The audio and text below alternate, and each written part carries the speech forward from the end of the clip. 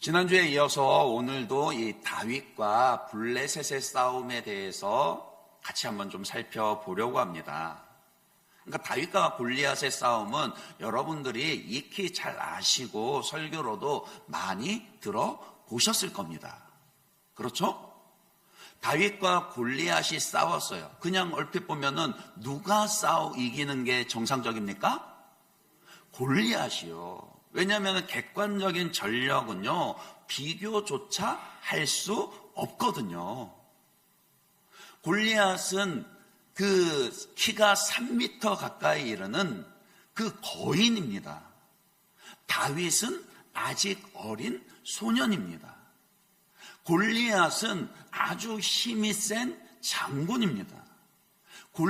다윗은 아직 연약한 어린아이와도 같습니다. 골리앗은 그 놋 갑옷을 입었을 뿐만이 아니라 창과 칼과 단창을 그리고 앞에 방패든자를 세운 무장을 제대로 갖췄습니다. 그러나 다윗의 모습은 그런 무기는 하나도 없었어요.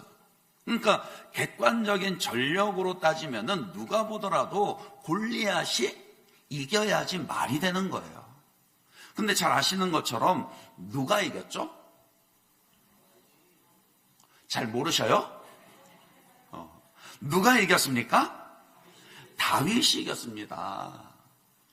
그러니까 사실은 다윗이 골리앗을 이긴 거는요, 우리가 교회에 있으면서 교회를 다니면서 하도 많이 다윗이 골리앗을 이겼다 자주 들으니까 익숙해져서 그렇지요. 사실은 다윗이 골리앗을 이긴 것 자체가 말이 안 되는 이야기라니까요. 다윗의 무장을 한번 보십시오. 43절에 보면 뭐라 그랬습니까? 다윗이 골리앗하고 싸우려고 어떻게 무장을 갖추고 나갔죠? 블레셋 사람이 다윗에게 이르되 내가 나를 개로 여기고 무엇 들고 갔다고요? 막대기를 가지고 내게 나왔느냐고 그의 신들의 이름으로 다윗을 저주하고 그랬습니다.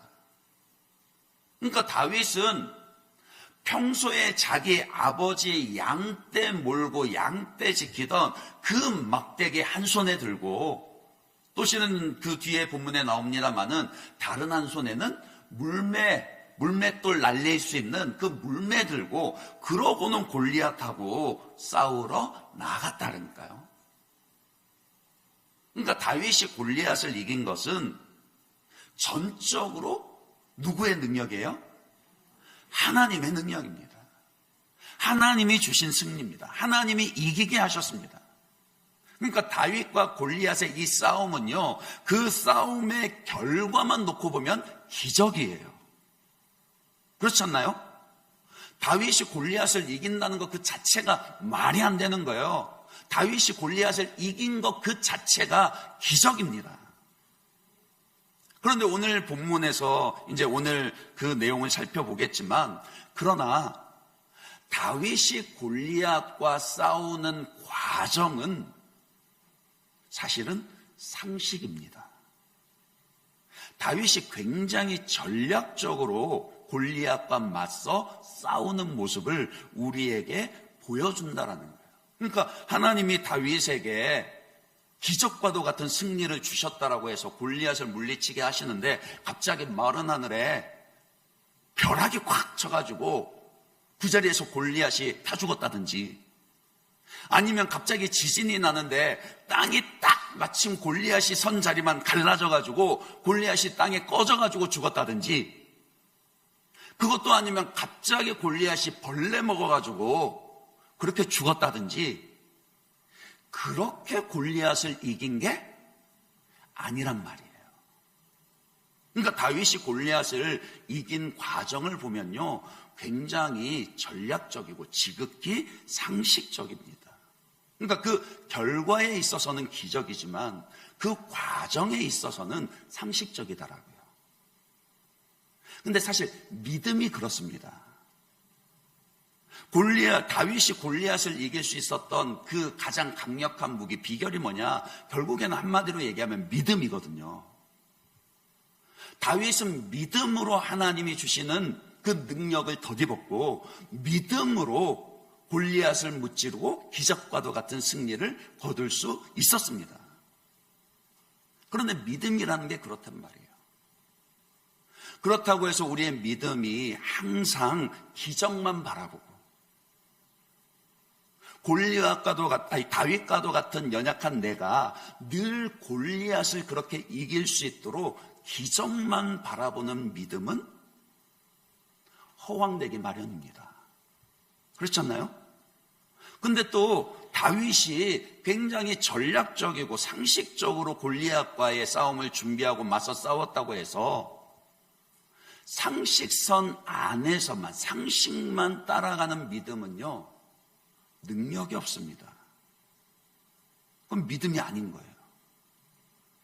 그러니까 믿음이라는 것 자체가 오늘 이 다윗이 골리앗을 무찌르는 것처럼요, 그 결과에 있어서는 기적이지만 그 결과가 있기까지 과정에 있어서는 상식적이란 말이에요. 이제 오늘 다윗이 어떻게 골리앗과 싸웠는가, 그 모습을 확인하면서 이 진리를 함께 상고하려고 합니다.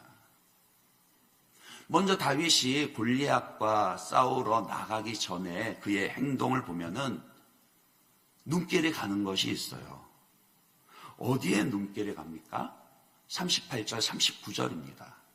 같이 한번 읽어볼까요? 여러분 같이 한번 읽어봐 주세요. 시작.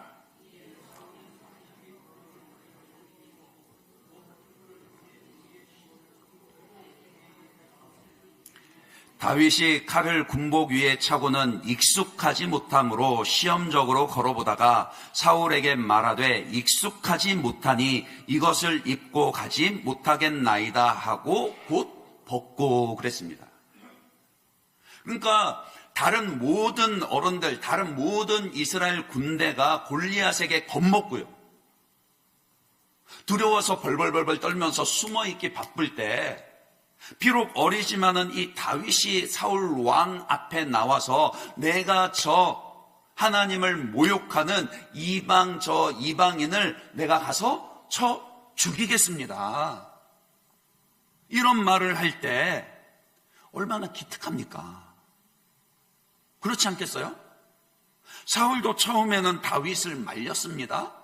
야, 너 싸우나 마나 너 못 이기니까 괜히 나가서 골리앗 심기 건드리면 개 죽음 되니까 그냥 네 마음 기특하니까 그냥 싸우지 말어, 나서지 말어. 근데 다윗이 사울왕을 설득해내죠.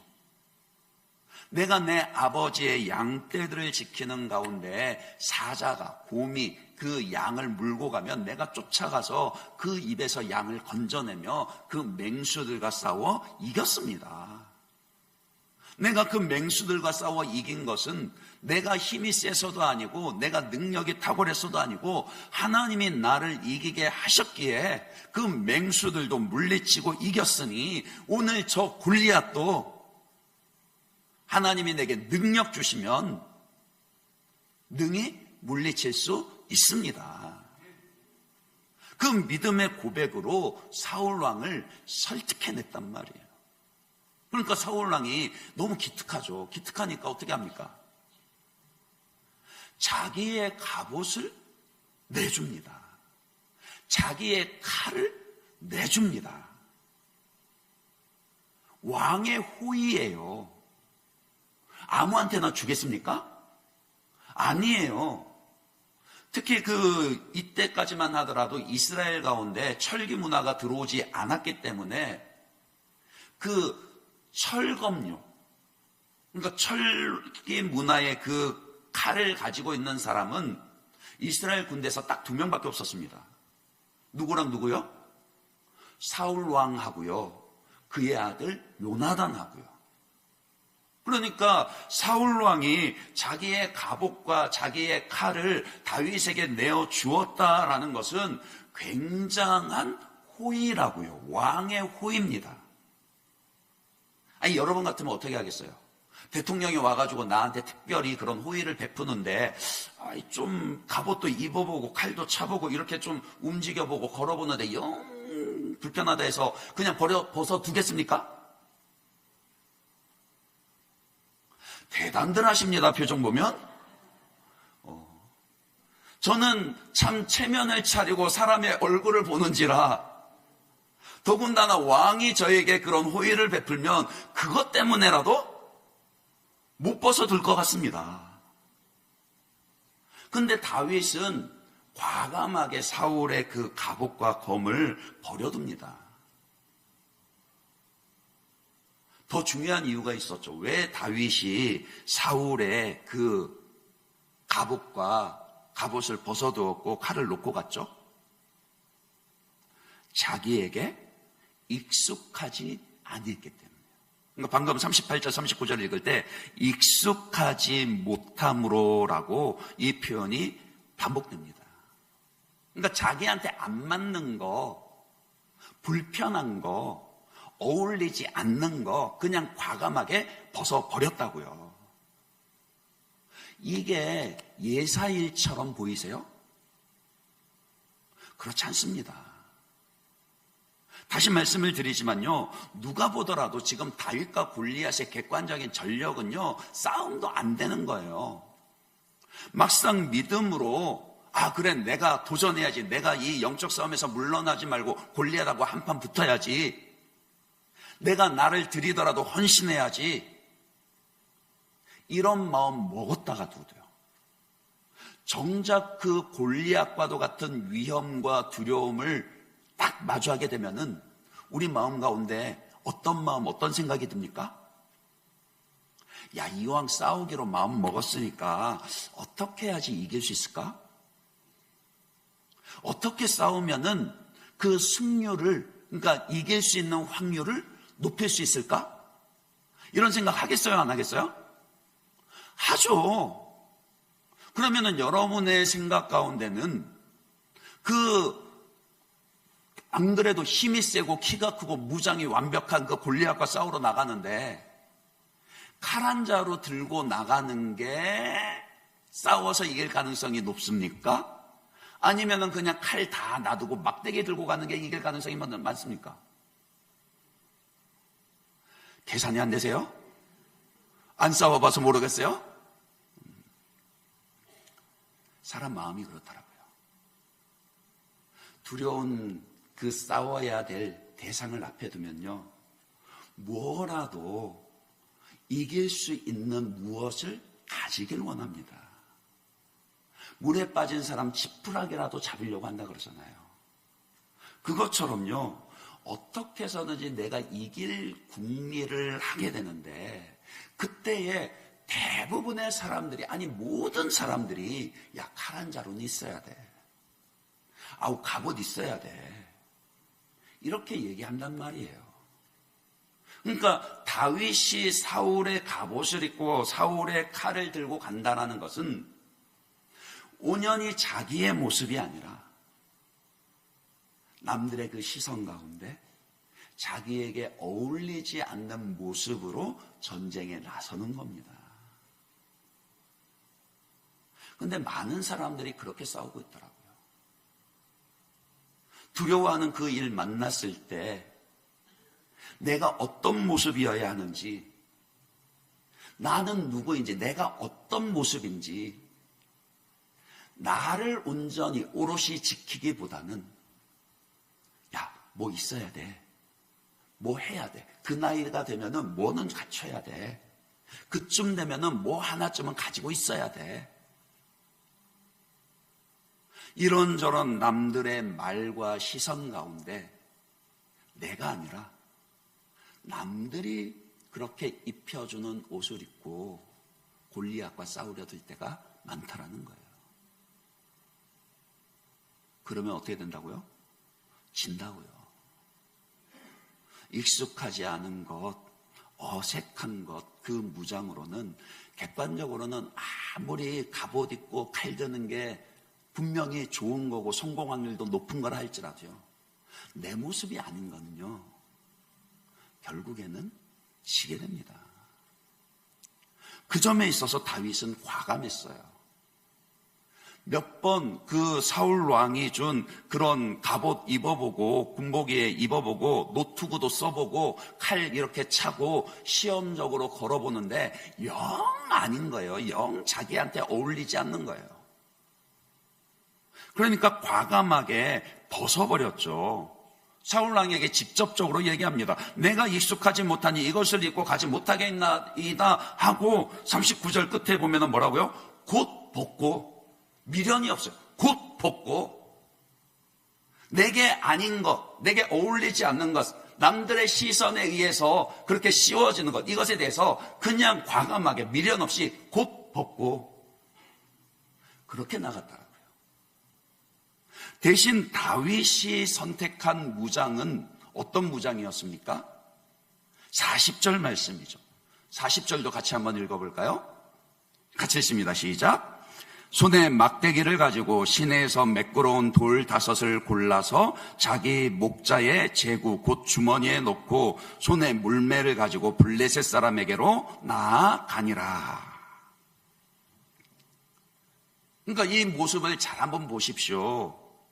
골리앗과 싸우러 나간다고 해서 특별한 어떤 무장을 갖춘 게 아니에요. 손에 막대기를 가지고, 이 막대기 지난주까지 아버지 양떼 칠 때 들고 있던 그 막대기입니다. 아버지 심부름 오면서도 들고 왔던 그 막대기입니다. 그가 새롭게 가진 것이라고는 뭐라고요? 시냇가에 내려가서 매끄러운 돌 5, 그러니까 큰 돌도 아니에요. 물매로 이렇게 돌려서 던질 수 있을 만한 주머니에 5개 넣고도 움직이기에 불편함이 없는 그런 차돌 작은 것 5개 주었고요. 그리고는 늘 손에 익숙한 그 물매 가지고 자기 무장 갖추는 거 끝입니다. 그림으로 그려보시면 이 모습은 무슨 모습이에요? 목자의 모습이에요. 전쟁터의 군인의 모습이 아닙니다. 장군의 모습이 아니에요.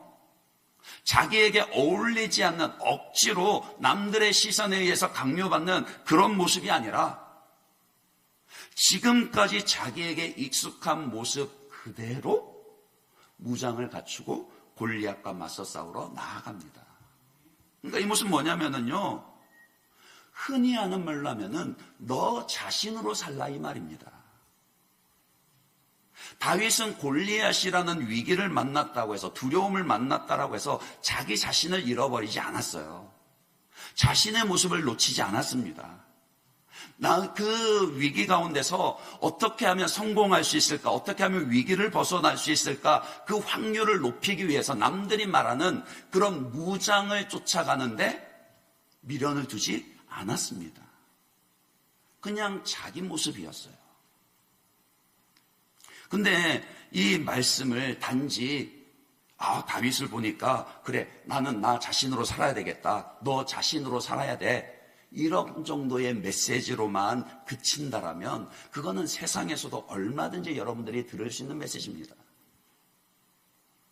유튜브 강연이라든지 여러 심리학 강의들을 들으시면요, 복잡하고 두려운 이 세상 가운데서 그 두려움 때문에 사람들이 극단적으로 이리저리 많이 쏠리는데 그것 따라가지 말고 여러분 자신의 모습으로 사십시오.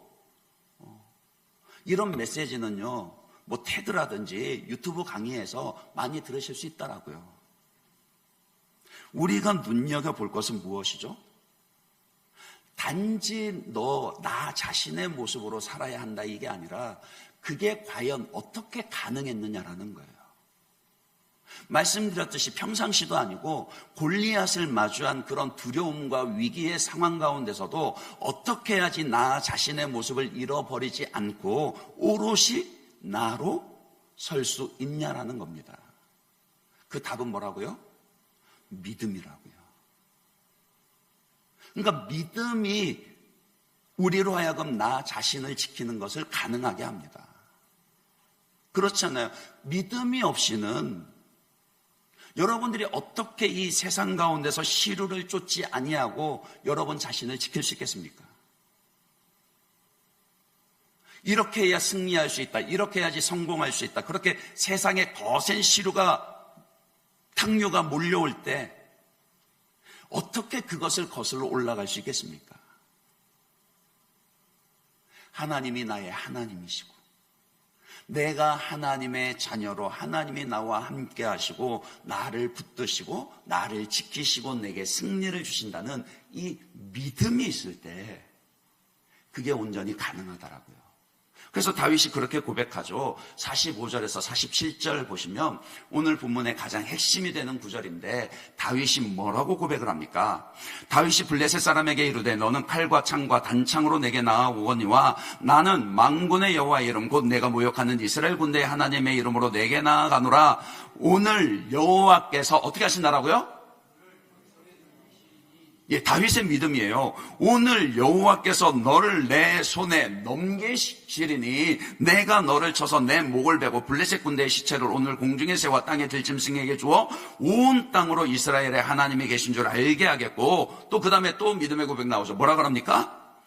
또 여호와의 구원하심이 칼과 창에 있지 아니함을 이 무리에게 알게 하리라. 전쟁은 여호와께 속한 것인즉 그가 너희를 우리 손에 넘기시리라. 그러니까 다윗은 확고한 믿음이 있었다라고요. 골리앗과 싸우러 나가지만 골리앗이 나보다 훨씬 더 힘이 세지만 그러나 하나님이 나의 하나님이시고 내게 승리를 주시기에 저 골리앗 오늘 내 손에 넘기신다. 저 블레셋 군대 오늘 이스라엘에게 넘기신다. 그래서 하나님이 오늘 우리에게 승리를 줄 것이며 여호와의 구원하심은 칼과 창에 있지 아니함을 확연하게 나타내 보이실 것이다. 이 믿음이 있었단 말이에요. 이 믿음이 있으니까 사울의 갑옷이 아쉽지가 않은 거예요. 사울의 그 칼 가지지 않아도 두렵지가 않았던 겁니다.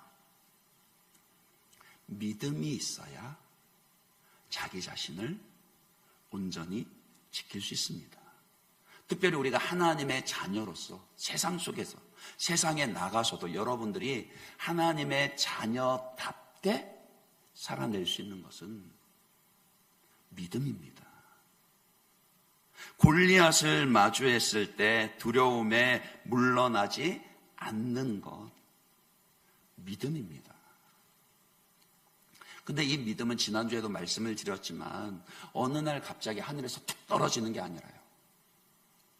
골리앗하고 싸운다고 해서 갑자기 땅에서 불쑥 솟아나서 믿음이 생겨나는 게 아니라 이 믿음은 어떤 믿음이라 그랬죠? 다윗의 일상 가운데 그 쌓인 믿음의 경험에서 나온 열매라는 거예요. 그래서 지난주에 그런 말씀 드렸잖아요. 이 소년 다윗이 싸우는 것은 사자나 곰하고 싸우는 거하고 골리앗하고 싸우는 거하고 별반 크게 다르지가 않다라니까요. 소년 다윗이 사자나 곰하고 싸울 때 누가 더 힘이 셉니까? 누가 이길 것 같습니까? 꼭 사자하고 싸워 보셔야 아시겠어요? 당연히 사자나 곰이 훨씬 더 세고 무섭죠. 근데 다윗이 보기엔 골리앗도 마찬가지라는 거예요. 자기보다 힘이 더 세기는 골리앗 어차피 사자 나보다 힘 더 센 거, 골리앗 나보다 힘 더 센 거 똑같은데 내가 사자하고 골리앗 싸워서 이길 수 있었던 것도 하나님의 능력 때문이고 오늘 내가 골리앗하고 싸워서 이길 수 있는 것도 하나님의 능력 때문이고 그러니까 다윗에게는 똑같은 거예요. 오히려 자기의 일상에서 그 양떼들을 지키면서 그 물맷돌 가지고 사자와 곰을 비롯한 맹수들을 물리친 그 일상의 경험들이 어쩌면은 골리앗과의 싸움보다는 훨씬 더 중요도도 떨어지고 작아 보이는 싸움일지라도 그 일상에서의 싸움들이 쌓이고 그 싸움을 통한 하나님이 주시는 승리가 쌓이고 경험되다 보니까 오늘 이 골리앗을 만나서 싸울 때도 동일하게 그 믿음이 흔들리지 않았고, 그러니까 그 믿음이 있으니까 골리앗 앞에서도 자기 자신을 잃어버리지 않을 수 있었다라는 것입니다. 왜 이게 중요할까요?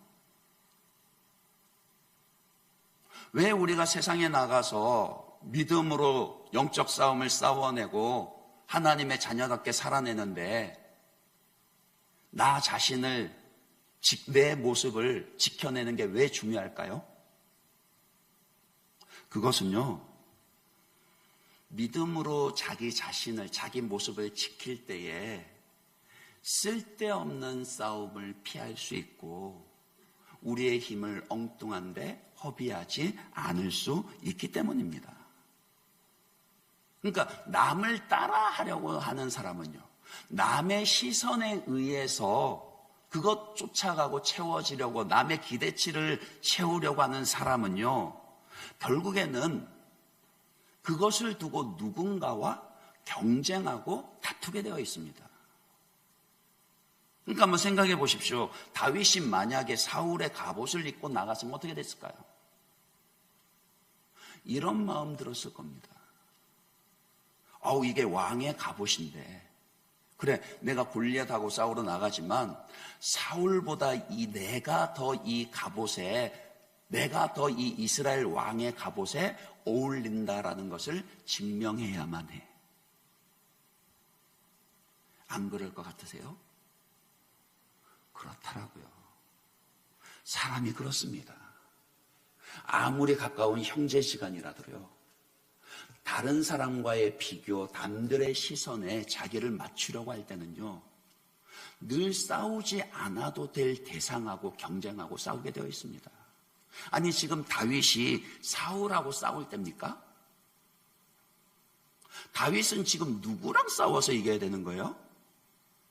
골리앗하고 싸워서 이겨야 되는 거예요. 근데 자기의 모습을 잃어버리고 그 맞지도 않는 사울의 갑옷을 입기 시작하는 그 순간부터는요, 내가 더 이스라엘 왕의 갑옷에 어울린다라는 것 증명하는 것에 마음과 에너지를 뺏기고 싸우지 말아야 할 대상하고 싸우게 된다라고요. 그러면은 사단의 속임수에 넘어가는 겁니다. 그래서 우리는 나 자신의 모습을 지키는 게 중요하더라고요. 세상에서 너 자신의 모습으로 살아 이런 말을 하니까 그런 게 아니라, 우리가 세상에 나가서 믿음으로 정말 싸워야 할 대상, 승리해야 할 대상에게 온전히 힘을 집중해서 싸워서 이기기 위해서라도 나 자신의 모습을 잃어버리면 안 된다라고요. 세상의 속임수에 넘어가지 마십시오. 세상은 계속 여러분들에게 그렇게 얘기할 겁니다. 사울의 갑옷 갖춰야 돼. 사울의 칼, 그 칼 한 장루 정도는 가져야지. 그 정도 나이가 됐으면 이 정도는 가지고 있어야지. 남들과 비교했을 때 다른 사람 다 이렇게 하는데 이 정도는 가져야지. 아니요. 그것에 매이지 마십시오. 여러분이 여러분 자신의 모습, 그러니까 믿음으로 여러분 자신의 모습을 지키셔야 합니다. 그것을 예수님께서는 뭐라고 말씀을 하셨습니까? 요한복음 8장 32절에는요, 진리를 알지니 진리가 너희를 자유하게 하리라, 그런 말씀을 하셨어요. 그러니까 참 진리 되시는 예수 그리스도를 믿고 알아, 그분 안에 거하면은 그 진리가 우리를 자유하게 하시며 사울의 갑옷과 칼로부터 자유하게 하시고 그것을 과감하게 버릴 수 있게 하시고, 비록 목동의 모습일 망정 정말 골리앗과 싸울 수 있는 진정한 내 모습을 지킬 수 있게 한다라고요. 우리에게는 그런 자유가 있어야 합니다. 믿음으로 예수 안에 거하심으로 어느 순간 어느 상황에서도 여러분 자신을 지켜내실 수 있기를 축원합니다. 그리고 또 볼 수 있는 것은 무엇이냐면요. 그러면은 이렇게 다윗이 일상의 모습이 믿음의 경험이 쌓이는 것이라 그랬는데 그것의 소중함을 알아야 된다라는 거예요. 생각해 보세요. 다윗이 타고날 때부터 물맷돌의 명수여가지고 막 그냥 양떼 지키면서 뭐 일이든 사자든 곰이든 오는 대로 물맷돌만 한번 휙휙 돌려서 탁 던지면은 무조건 명중할까요? 다윗이 시냇가에서 골리앗하고 싸울 때 그 물맷돌 몇 개 들고 갔다 그랬습니까? 몇 개 들고 갔다 그랬습니까? 5개 들고 갔다 그랬어요. 그러면 그 5개 중에서 골리앗은 몇 번째 맞췄을까요? 성경에서 몇 번째 돌이었다고는 없는데, 근데 문맥을 보면은 몇 번째 돌이었어요? 첫 번째 돌이었어요. 그러니까 다윗은 자기의 그 장점과 단점을 잘 알고 있었습니다. 힘으로 골리앗하고 싸울 게 아니에요. 그가 굉장히 전략적이라 그랬잖아요. 그러니까 작은 체구에 재빠르게요. 그러니까 재빠르게 그렇게 움직이면서 그렇게 빠르게 골리앗을 향해서 마주 달렸다 그랬거든요. 빠르게 그렇게 움직이면서 물맷돌을 능숙하게 그 돌을 물매에 걸어서 휙휙 돌려서 딱 던졌는데 그 한 방에 골리앗을 기절하도록 쓰러뜨리려면 어디에 맞아야 되겠습니까? 아마 이마 정중앙일 거예요. 딱 맞는 순간 그 키가 3m나 되는 골리앗이 쓰러져서 정신을 잃어버립니다. 자, 그러면 한번 이제 우리가 상식적으로 생각을 해보자라고요. 다윗이 그렇게 물맷돌의 명사수가 되기까지는 그냥 저절로 됐을까요? 아니면은 일상에서 양떼 지키면서 수시로 그냥 물맷돌 돌려가면서 그 물매 연습을 했었을까요?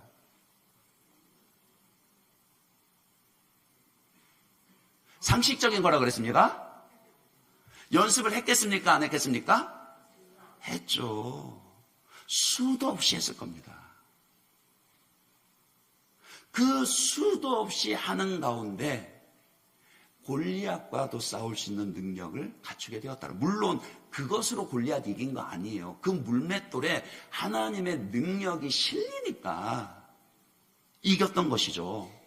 근데 그 기적을 하나님의 그 물맷돌 하나로 골리앗을 이기게 하실 때에는 상식적으로 다윗이 일상에서 수도 없이 물맷돌을 날리는 연습을 했을 거란 말입니다. 그러니까 오늘 여러분에게 주어진 일상에 특별히 경건의 훈련과 연습을 소홀히 하지 마십시오. 예배의 자리를 지키는 것, 기도의 우선순위를 두는 것, 말씀 묵상을 사모하는 것. 하루 빼먹는다고 해도 크게 달라지지 않습니다. 근데 그 소중함을 알아. 그것이 쌓였을 때 뭐라고요? 하나님의 기적과도 같은 그 도우심과 승리를 경험할 수 있게 된다라고요. 그것을 놓치지 말아야 합니다. 우리는 자꾸 큰 싸움에만 주목해서 이기려고 드는 습성이 있어요. 여러분 골리앗하고의 싸움 얘기하면은 골리앗 뭐부터 떠올립니까? 내가 이길 수 없는 어떤 큰 그런 역경이나 싸움만 생각하지 않습니까? 그 싸움에 이기려면은요, 일상에서의 그 물맷돌을 날리는 훈련이 쌓여야 된다라고요. 매일매일 하나님이 베푸시는 그 은혜를 경험하고 누릴 수 있도록 그 예배와 기도와 말씀의 훈련들이 쌓여야 된다라고요. 그래야 골리앗과도 같은 큰 전쟁을 만나도 이길 수 있게 되는 겁니다. 그 일상이 쌓이니까 그 결과가 어떻게 나타납니까? 이제 48절에서 50절에 이렇게 나타나죠. 뭐라 그랬습니까? 블레셋 사람이 일어나 다윗에게로 마주 가까이 올 때에 다윗이 블레셋 사람을 향하여 빨리 달리며 손을 주머니에 넣어 돌을 가지고 물매로 던져 블레셋 사람의 이마를 치매 돌이 그의 이마에 박히니 땅에 엎드러지니라. 다윗이 같이 물매와 돌로 블레셋 사람을 이기고 그를 쳐 죽였으나 자기 손에는 칼이 없었더라. 그죠? 칼 없어도 이긴다라고요. 세상이 말하는 그런 요건들 안 갖추고도 이긴다라고요. 대신 뭐가 있으면요? 일상에서의 그 믿음의 승리가, 그 믿음의 경험이 쌓이면, 거기에 하나님의 능력을 더하시면 상식을 넘어서 기적과도 같은 승리를 경험할 수 있게 됩니다. 한 가지만 더 살펴보면은 다윗이 골리앗하고 싸운 또 다른 무기가 하나 더 있습니다. 막대기 물매 들고 갔다 그랬는데 다윗이 가진 또 다른 무기가 뭐죠? 하나님의 이름이에요. 그러니까 하나님의 이름은 다윗이 골리앗과의 싸움에 나선 동기이기도 하고 동시에 골리앗을 물리칠 수 있었던 무기이기도 했습니다. 그의 형 엘리압은 다윗의 동기를 그저 철부지의 허영심으로만 봤었죠. 그러니까 전장에서 다윗 만나고 나니까 그 심부름 왔었는데 그냥 도시락만 냉큼 받아놓고는 뭐라 그럽니까? 막 뭐라 그러죠? 너 빨리 그냥 집에 가서 양 지키라고. 그렇지 않나요? 그런데 다윗의 진정한 동기는 뭐였습니까? 이번에는 같이 한번 읽어볼까요? 다시 한번 더 45절에서 47절까지 말씀 여러분과 같이 한번 읽어보겠습니다. 45절부터입니다. 시작.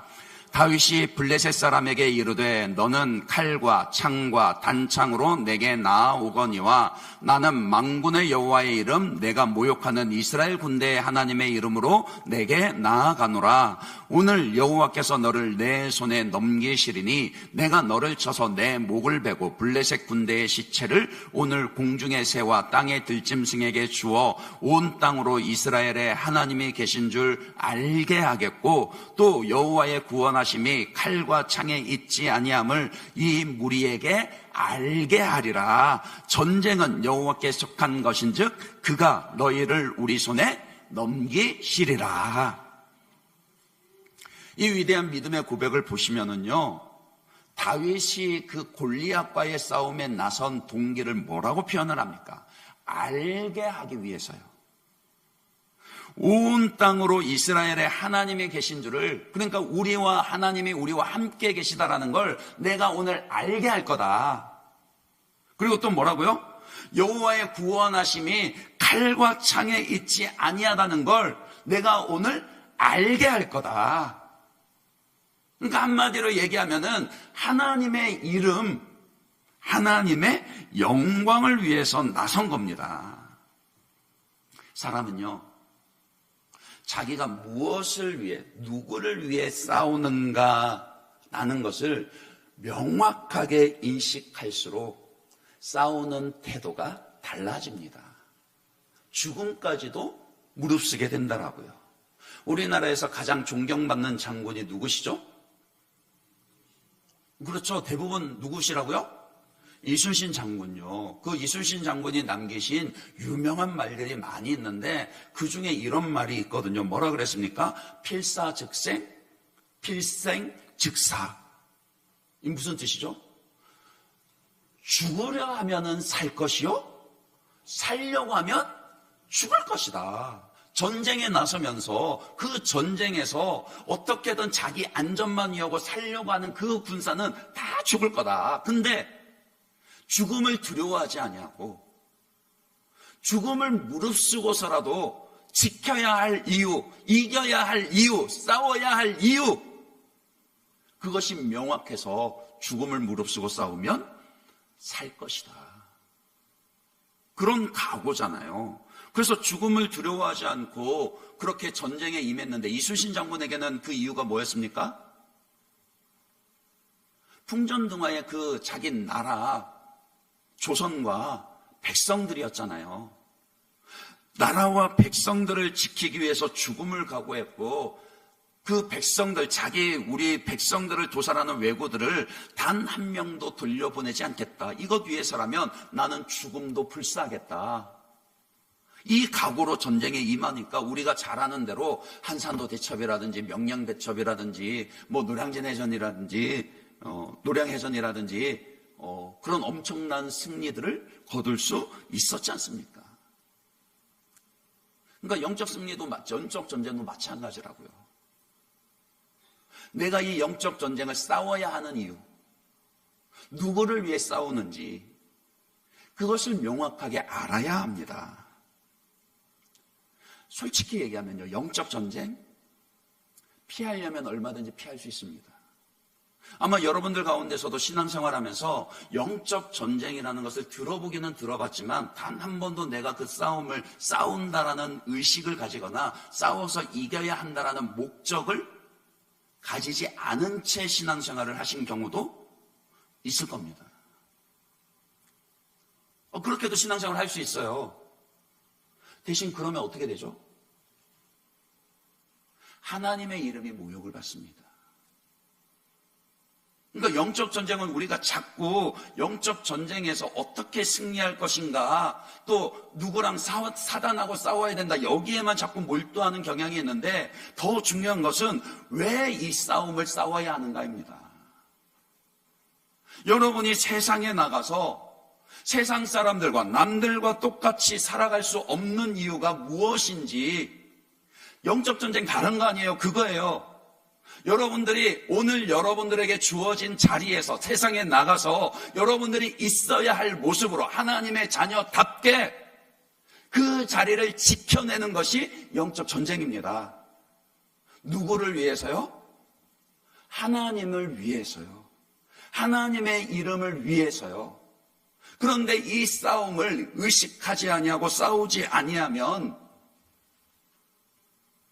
뭐 당장에 내 삶이 달라지는 건 없어질지 뭐 그다지 차이가 없을 수도 있어요. 그러나 나 때문에 하나님의 이름이 모욕을 받습니다. 골리앗과도 같은, 세상에서 골리앗과도 같은 자들이 일어나서 하나님의 이름을 욕하게 됩니다. 그러니까 하나님의 자녀인 나로 인해서 내 삶의 자리에서 하나님이 모욕을 당하실 수도 있고 하나님이 영광을 받으실 수도 있게 되는 거예요. 그러니 이 싸움을 어찌 싸우지 않을 수 있겠습니까? 우리의 영적 전쟁에 달린 하나님의 이름과 하나님의 그 영광을 명확하게 깨닫고 삶의 목적으로 삼은 사람은요, 그 싸움을 피하지도 않을 뿐더러 반드시 이겨내게 된다라고요. 말씀을 맺겠습니다. 다윗도요, 사실 나서지 않을 수도 있었습니다. 그렇잖아요. 소년에 불과합니다. 처음부터 전장에 있었던 것도 아니고 그냥 아버지 심부름 온 것에 불과합니다. 자기 아니더라도 싸울 수 있는 군인들 많이 있었고 형들 비롯해서 건장한 그런 어른들 많이 있었고 얼마든지 다윗도 골리앗을 피하여 숨을 수 있었습니다. 근데 그렇게 피해버리면 승리도 경험할 수 없게 되는 거죠. 우리가 다윗 하면 기억하는 대로 다윗이 골리앗의 싸움에서 이길 수 있었던 것은 그가 나서야 할 순간에 피하지 않고 나섰기 때문입니다. 그렇잖아요. 근데 이 점을 저는 좀 다르게 보이는 거예요. 골리앗을 바라보면은요, 다른 그 이스라엘 백성들과 다윗을 비교했을 때요, 골리앗을 바라보면은 다윗이 남들보다 유별나게 앞선 것으로 보입니다. 그렇죠? 그러나 하나님을 바라보면요, 하나님의 이름을 생각하고 하나님의 영광을 생각하고 하나님을 바라보면 사실은 다윗만 그랬었던 것이 아니라 모든 이스라엘 백성들이 지켜야 할 그 자리였는데 다윗 어린 다윗 한 명을 제외하고는 다른 백성들은 그 지켜야 할 자리에서 다 뒤로 물러났던 거예요. 이 말은 하나님의 이름과 하나님의 영광을 위해 싸워야 할 이 영적 전쟁은요, 우리 가운데 특별한 어떤 믿음의 사람만 싸우는 싸움이 아니라는 거예요. 저와 여러분 모두에게 해당하는 겁니다. 특별히 골리앗과의 싸움이 때로는 남들보다 특출나게 앞장서서 싸우는 것처럼 보일지 몰라도요. 그러나 더 중요한 것은 우리가 하나님의 백성으로서 있어야 할 자리에 있어야 할 모습으로 그 자리를 지켜내는 것이라고요. 굳이 다른 사람들의 시선, 다른 사람들의 얘기 들어가면서 사울의 갑옷을 입거나 칼을 쥐려고 하지 않아도 됩니다.